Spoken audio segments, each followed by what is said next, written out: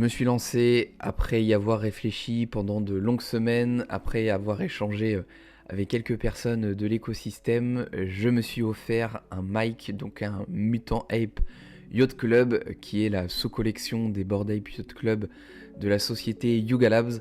Donc je suis ravi de mettre un pied dans le plus gros écosystème des NFT. Et je me suis enfin lancé du coup il y a quelques jours. Et on va mettre le clone au repos pour cette vidéo. Et je me suis offert du coup ce mutant. Donc pas celui avec le black suit, parce que malheureusement ils étaient trop chers. Donc je l'ai customisé juste après grâce à un site que j'ai trouvé. Mais le NFT initial, c'est celui-ci avec la petite chemise rose, donc la flamingo shirt, mais pour la vidéo on va remettre du coup le black suit. Il y a beaucoup d'argent en jeu, il y a beaucoup d'éther en jeu, c'est une grosse collection, donc on va se saper exprès pour l'occasion. Et je me suis positionné du coup sur ce mutant pour avoir un pied dans l'écosystème Yuga Labs. Et mon objectif derrière, c'est de faire un investissement qui pourrait être exponentiel avec le prochain bull run, donc une hausse de l'Ethereum, une hausse du floor price des mutants. Et se positionner sur des blue chips, c'est quelque chose avec lequel je suis aussi plus à l'aise. Donc avec ma série From 1 to 10 Ethereum, tu le vois qu'on se positionne sur des plus petites collections, sur des collections plus abordables. Mais il faut faire quand même pas mal de flips. Et aujourd'hui, j'ai pas forcément le temps, c'est pas forcément quelque chose qui me plaît non plus le plus.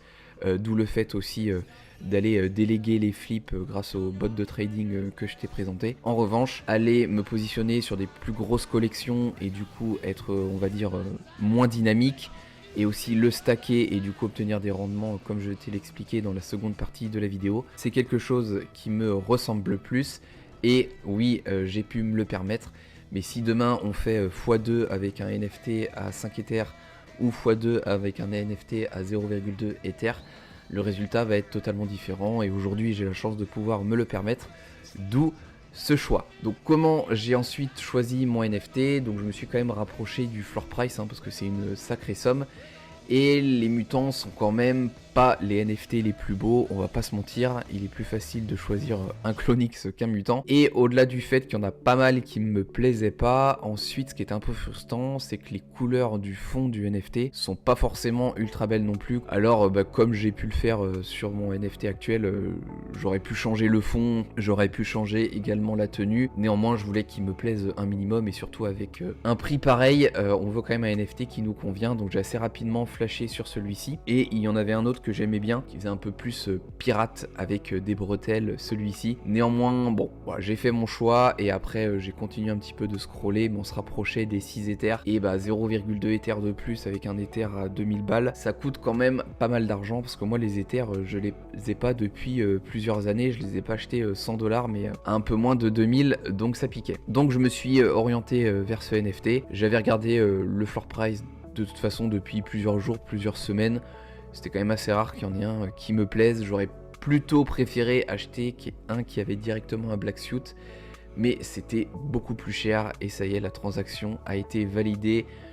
Je vais vérifier dans mon wallet et j'avais bien le mutant. Donc c'est toujours très bizarre de dépenser autant d'argent dans un NFT. J'espère m'y habituer, ça veut dire que j'aurai un portefeuille qui me permettra d'acheter plein de NFT à plus de 5 Ethers, mais c'est une autre histoire et il va falloir travailler un petit peu avant ça.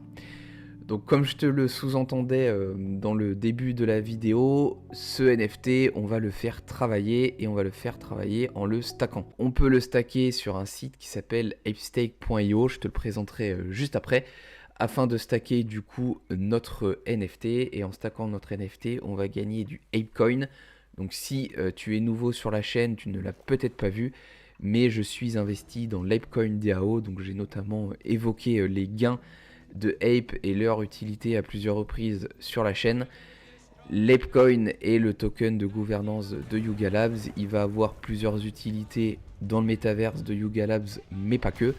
Et il y a un système de stacking, donc que j'utilisais moi déjà pour faire fructifier mes gains de la DAO sur Swissborg, mais on peut aussi le faire sur d'autres exchanges comme Binance ou sur le site apestake.io, et donc tu peux stacker soit du ApeCoin, soit un mutant, soit un Bored Ape, soit les deux à la fois, mais je n'ai pas encore de Bored Ape. Lorsque tu vas stacker un mutant, au maximum tu vas pouvoir stacker 2042 Ape. Moi, comme tu le vois en haut à droite, j'en ai 1615, donc j'en ai récupéré quasiment 400 de mes gains de la DAO ApeCoin et du stacking que je faisais depuis, et j'ai rajouté l'équivalent d'un Ether pour avoir une pool plus importante.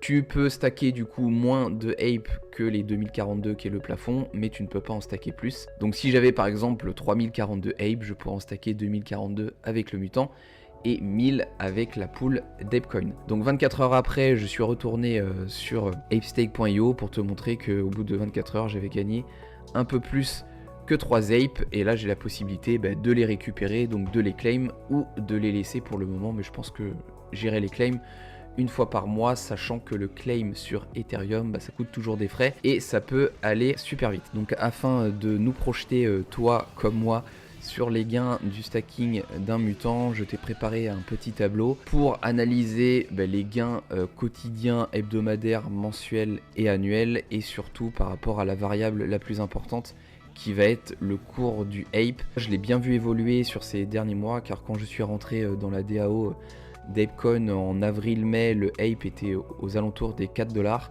On allait toucher les 1 $, je crois même qu'on est passé juste en dessous, et aujourd'hui on est un petit peu plus que 1,60 $. Donc je te l'ai mis en euros sur le tableau, c'est parfois un peu plus simple de réfléchir en euros, mais je crois qu'il faut plutôt réfléchir en dollars pour suivre le marché, c'est un petit peu plus facile. Si je stack mon mutant avec 2042 Ape, tous les jours je vais gagner 3,94 Ape. Comme on l'a vu juste avant, avec 1615, je suis à tout juste un petit peu plus que 3. Par semaine, ça va me faire plus de 27,5 Ape.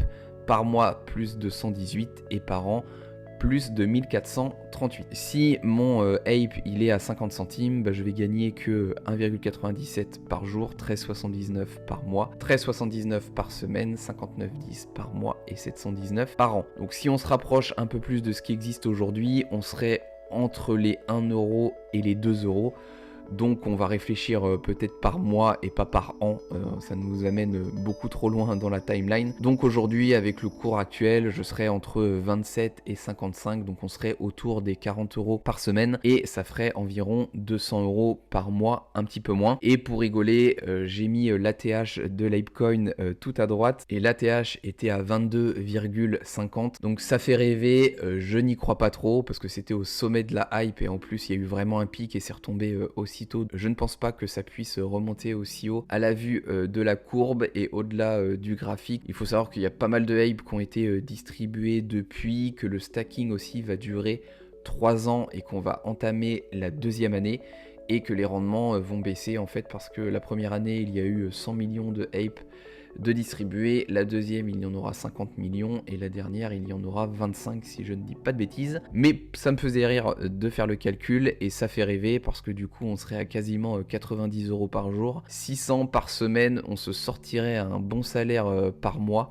Mais on va arrêter de rêver et rester raisonnable, donc je pense que je serai aux alentours du coup des 200 € par mois, un petit peu moins. Et ma stratégie, ce sera de cash out les apes, de les swap en Ethereum.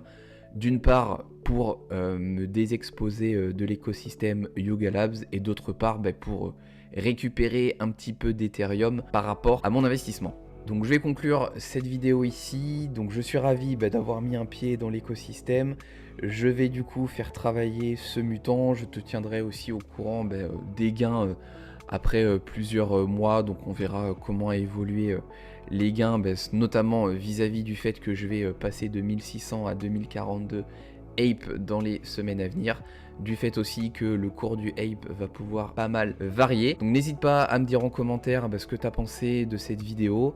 N'hésite pas également à me dire si tu avais ce budget, quel NFT aurais-tu choisi, ou est-ce que tu te serais positionné sur plusieurs collections. Et la question que je me pose aujourd'hui, c'est est-ce que je garde mon NFT historique qui m'a accompagné depuis la création de cette chaîne YouTube, ou est-ce que je passe sur le mutant, qui est du coup une quand même plus grosse collection actions qui est mon plus gros investissement. Je te dis à bientôt pour une prochaine vidéo et surtout réalise de bons investissements, fais attention aux scams. Moi j'ai reçu plusieurs messages dès que j'ai dit que j'avais acheté un mic sur Twitter, donc sois vigilant. À la prochaine.